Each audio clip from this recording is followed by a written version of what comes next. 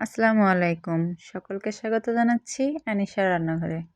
আজ আমি আপনাদের সঙ্গে দারুণ মজার একটি রেসিপি শেয়ার করব। জলপাইয়ের আচার।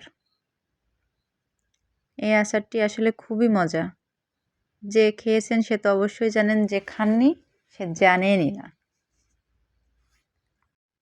তো চলুন রেসিপিটি শুরু করি। প্রথমে আমি বেশ কিছু কাঁচা জলপাই নিয়ে নিয়েছি। জলপাইগুলো খুব ভালোভাবে ধুয়ে নিব।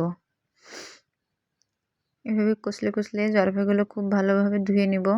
যেহেতু জলপাইগুলো আমি বাজার থেকে কিনে নিয়ে এসেছি, সেহেতু খুব ভালোভাবে ধুয়ে নেওয়াটা খুব বেশি প্রয়োজন। এবার একটি বটির সাহায্যে এভাবে ঘুরিয়ে ঘুরিয়ে জলপাইগুলো কেটে কেটে নিব। ঠিক এভাবে সব জলপাইগুলো কেটে নিয়েছি।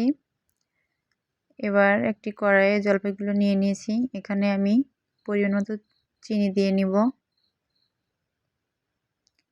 এই জলপাইয়ের আচারটিতে কোনো তেল ব্যবহার হবে না, সেহেতু একটু চিনির পরিমাণটা বেশি দিতে হবে। পরিমাণ মতো লবণও দিয়ে নিয়েছি। এবার দিয়ে নিয়েছি 1 চা চামচ ভিনেগার।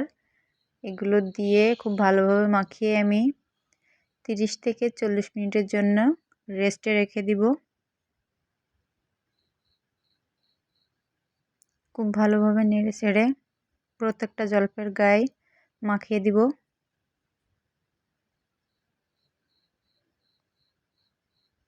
এই তো জলপাইগুলো মাখানো হয়ে গেছে। এবার আমি এটা ঢাকনা দিয়ে রেখে দিব। ততক্ষণে জলপাইয়ের আচারের জন্য মশলাটা করে নেব। প্রথমে চুলায় কড়া বসিয়ে দিয়েছি। এখানে আমি দিয়ে দিচ্ছি 2 চা চামচ পরিমাণে গোমরি, এবং এখানে দিয়ে নিয়েছি ধনিয়া ফল, জিরা। এবার এখানে দিয়ে নিব কিছু শুকনো মরিচ, দিয়ে নিয়েছি পাঁচফোড়ন, দিয়ে খুব ভালোভাবে নেড়ে চেড়ে একটু ভাজা ভাজা করে আমি একটা মিক্সার বা পাটায় যে কোনো বেটে নিব। এই তো এটা নাড়াচাড়া করে নামিয়ে একটু ঠান্ডা করে আমি এগুলো পাটায় বেটে নিব।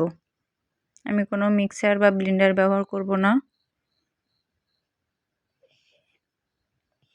তো এই তো 30 মিনিট হয়ে গেছে। এবার আমি জলপাইগুলো চুলায় বসিয়ে দিয়েছি।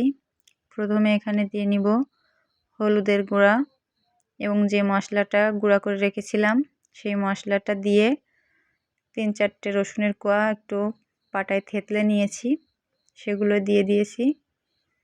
দিয়ে খুব আলতো হাতে নাড়াচাড়া করে আচারটা বানাতে হবে, কারণ এটা খুব সহজেই সিদ্ধ হয়ে যায়, সেহেতু খুব বেশি নাড়াচাড়া করা যাবে না।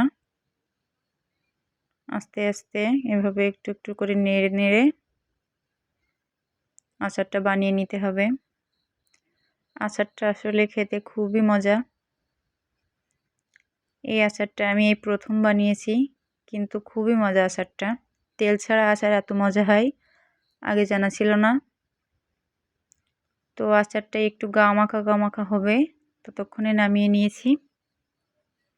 দেখুন আচারটার লুকটা দেখুন, খুবই লোভনীয় হয়েছে, এবং জলপাইগুলো খুব ভালোভাবে সিদ্ধ হয়ে গেছে, দেখেই বোঝা যাচ্ছে জলপাইগুলো খুব ভালোভাবে সিদ্ধ হয়ে গেছে।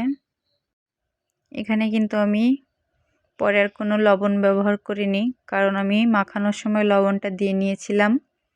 এই আচারটা কিন্তু খুব বেশি দিন রেখে খাওয়া যাবে না, কারণ এখানে তেল ব্যবহার করা হয়নি। খুব তাড়াতাড়ি খেয়ে শেষ করে ফেলতে হবে। আচারটা খেতে কিন্তু খুবই মজা ছিল। একবার হলেও বানিয়ে খেয়ে দেখবেন।